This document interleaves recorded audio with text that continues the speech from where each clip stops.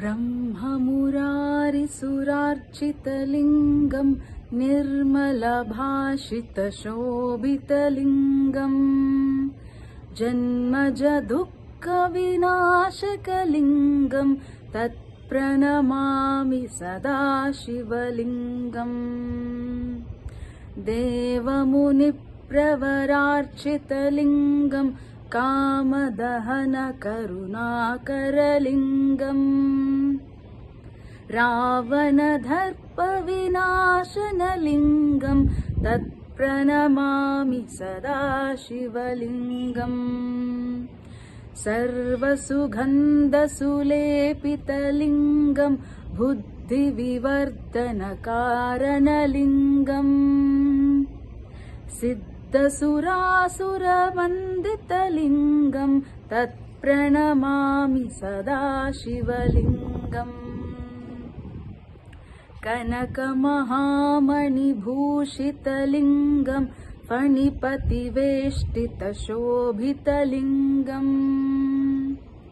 दक्षसुयज्ञविनाशनलिङ्गं तत्प्रणमामि सदा शिवलिङ्गम्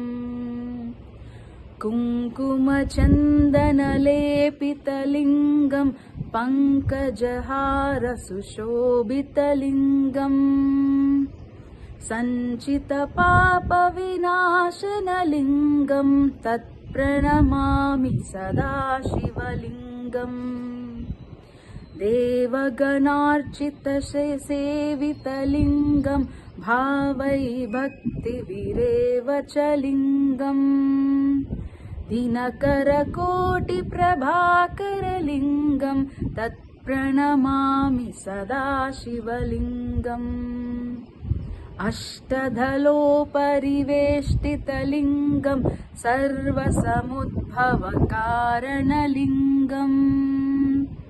अष्टदरिद्रविनाशनलिङ्गं तत्प्रणमामि सदा शिवलिङ्गम् सुरगुरुसुरवरपूजितलिङ्गं सुरवनपुष्पसदार्चितलिङ्गम् परमपदं परमात्मकलिङ्गं तत्प्रणमामि सदा शिवलिङ्गम्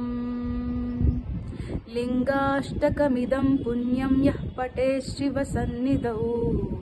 शिवलोकमवाप्नोति शिवेन सह मोदते।